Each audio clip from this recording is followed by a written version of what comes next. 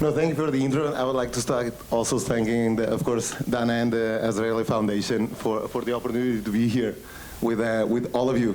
It's like it's pretty unique to have a setup where there's the opportunity of merging the 6 schools of architecture to the schools that form the future thinking that will actually be responsible for creating a better world that we want to see ourselves living in and our children and their children. And I think that, and it was wonderful to hear all the thoughts of how different schools are steering that earlier on. And of course, coming from our perspective of how we do that and how we think through that. We talked, the theme is of course sustainability, and we talk through sustainability as if it is the thing to have to drive our thought. But in a way, sustainability also at the end was said, sustainability should be ubiquitous, right? Should be like water and oxygen, like internet for the past 20 years. And hopefully architecture should just be that, should not be such a thing to talk about, because it was that once, vernacular architecture. That was the strategies. The passive strategies was what created the tectonics of the buildings from hundreds of thousands of years ago. But somehow in the process we lost that with technology and with many other things, and with different architectural movements, where, for instance, in urbanism, in modernism, you'd end up with more of a generic architecture where all the systems had to provide all the comfort. And I think now we're finally backpedaling to actually create architectures that are tailored to their own regions. And that's how we start.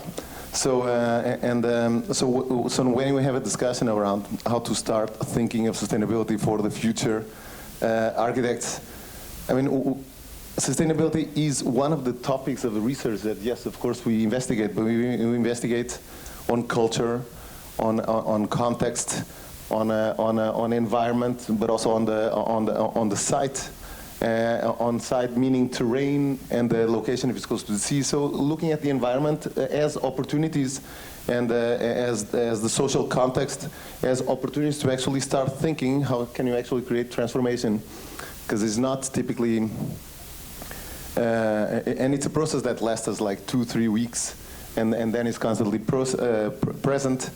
But it's not just thinking of one strategy, it's actually to thinking of how can you combine the best social response to the response that makes the most sense in terms of energy creation and comfort creation. So for instance, for the building that we did for the JRC, for the Joint Research Center for the European Commission, where Ursula von der Leyen shared our project with the Pope, so she gave him a render of our project in a frame, because it stands for the goals of the new European Bauhaus. And the thought process was really one of analyzing Seville, because Seville is tremendously hot and warm, akin to Tel Aviv, and the streetscapes are shaded and shaded either by man-made systems like very basic shading fabrics, or treescapes and landscapes. So both the vernacular gardens were made out of colonnades of trees or colonnades of arcades, man-made, or the streetscapes actually have all of these passive, simple comfort strategies.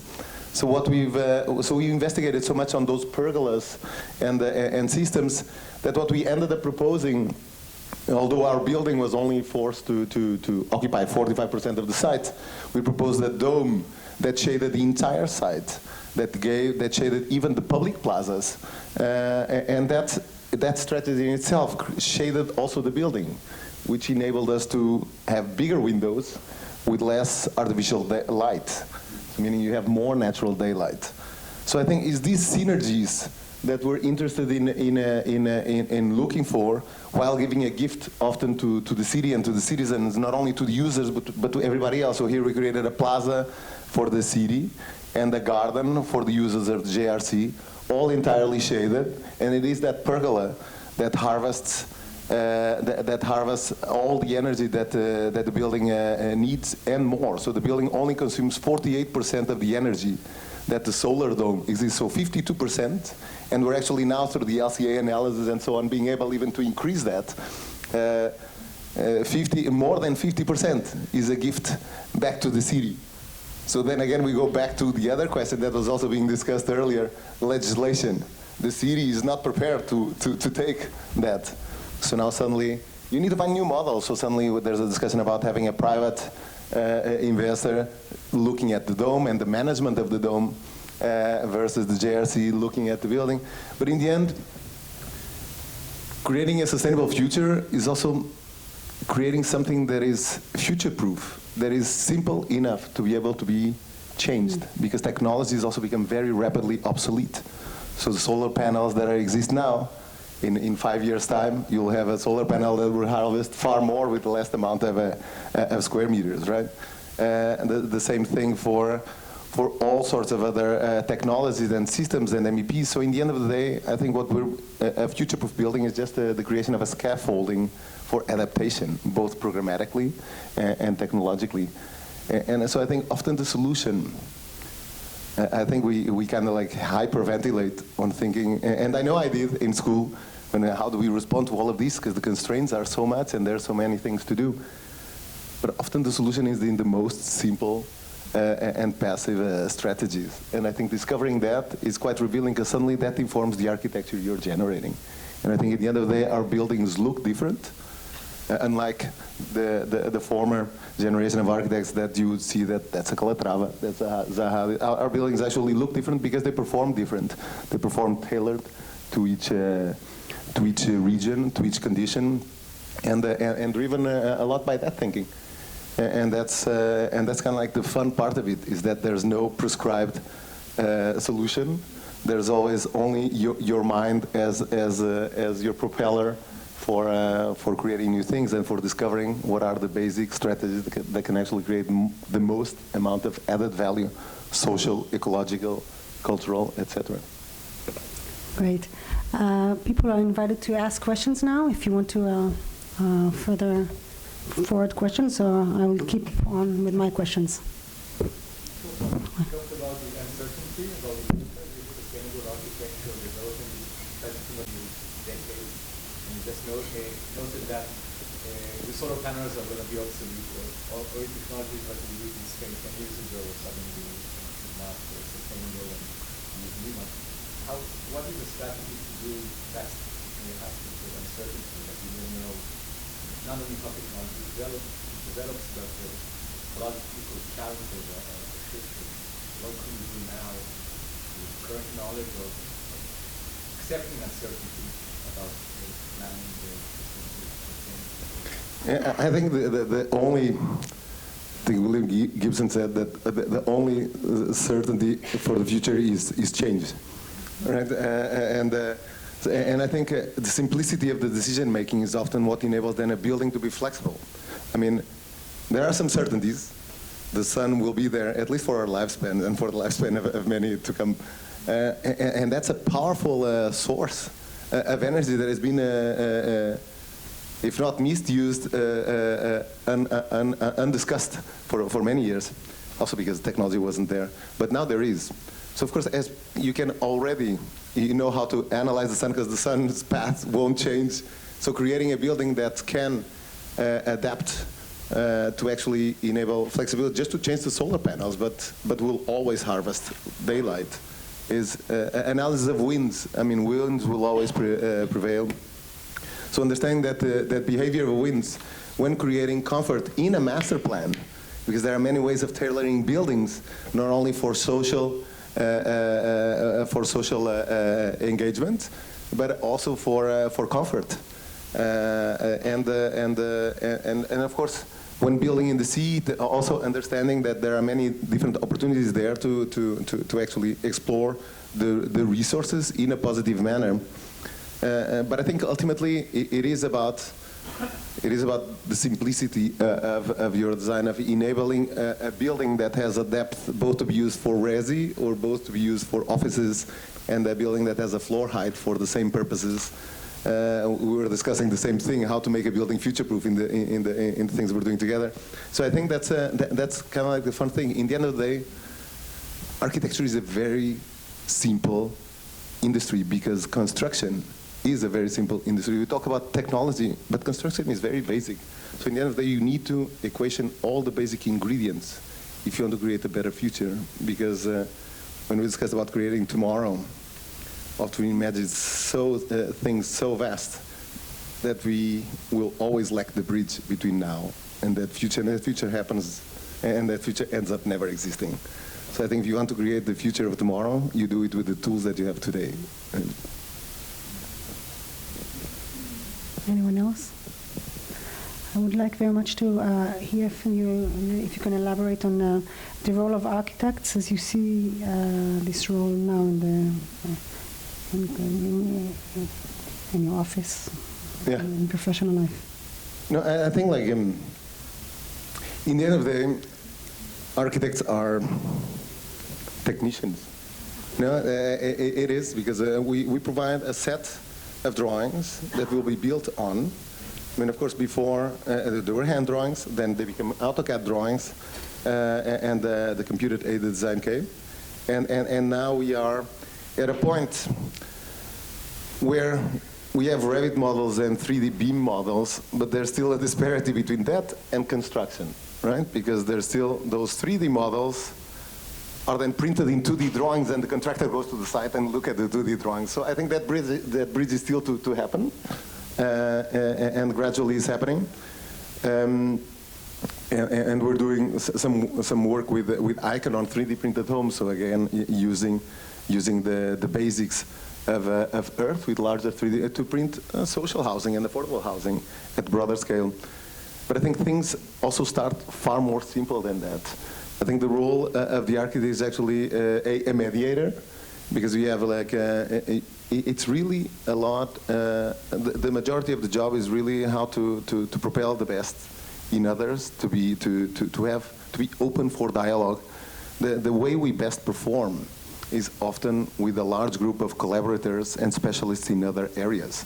So we have no interest in working isolated in anywhere. We have interest in constantly, our design process is a very constant, active process of dialogue with clients, with consultants, with engineers, with mechanical engineers, with climate engineers, with mobility engineers, with artists, because art is a fundamental part of the public realm, how art transforms also social well-being, and is that constant discussion and that constant generation of know-how that actually feeds into the project. So the most fun part of being an architect is that you get to learn so much, and you get to implement it in such a fast-track pace. And when you see that approval is there from your peers of other fronts, and better when you see that built, and it's not about the online media criticism, it's about the joy of the people that enjoy your buildings, then you reached a great point. And I think that's the most pleasurable part of being an architect. Okay, briefly, okay. What makes João such a special architect is how he just answered that question, because he's a collaborative worker. And what the downfall of a lot of architects, and excuse me for saying so, is when the I, and I think, and there's amazing architects, but I just want to say the collaborative notion where you're really managing all the team, all the professionals around you, you're really the center point. But there's so many people you need to be working with, and when you know how to work with them well, you become really the orchestrator of it all. And if you're listening, you become such an important influencer of the project, and the architect really knows how to be hearing and listening, and rather than making it all about their design. And I think that's partly why João is so successful. I just wanted to say that.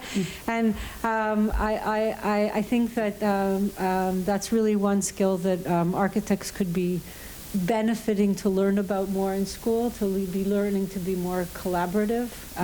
Also, I want to say that you have clients, and what João talked about in terms of bringing it to a practical, clients need to be there's an execution factor. You have these drawings, but then you have to take them to the field. And often in academic circumstances, you're forgetting that there's actually this whole execution portion. You actually have to build the thing you've drawn. And that's a whole other level of practicality, which in academia, you never get there. Whereas when you get to the field, you learn about how important that is, and being collaborative makes it all the more important. So I just wanted to say that about Thank you for the insight. Thank you for the insight. We are definitely looking forward for your lecture. But maybe just one point, because I had, maybe there was another one still. 10 seconds. Yes, very fast. No, because it's what Dana is also mentioning. It's not about, because we come to architecture school and then we're going to revolutionize the world. It's not about revolution, it's about evolution. It's about learning from others and actually step by step experimenting the most basic solutions. And the other side is that, which was my second point, which is we don't teach a discussion around value. How much things cost? What can you build for? And that's kind of like one of the most, apart from creating value, the other key to the success of BIG is really that every project is budget targeted. It's like there's a discussion always around cost. We always want to discuss cost because without investment, there's no project. And it's really is within that process of evaluating cost at every stage of the project that you actually pivot decision making, because in the end of the day, you want to create value not on an expensive structure that no one is going to experience, but on the things that you and I experience in the building. And that's why the building, how the buildings become successful.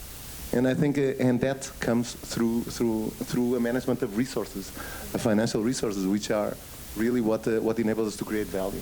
I don't know if there are a lot of courses about management costs, and I think that should be more. Or at least the consciousness of being one factor in the project, along with the social, cultural, and I mean that's why I mentioned financial and sustainable, because all of it needs to be entangled in one. Because in the end of the day, you can't make solutions isolated. It's always a distilling of the best in all fronts. Yeah. Thank you so much. Thank you.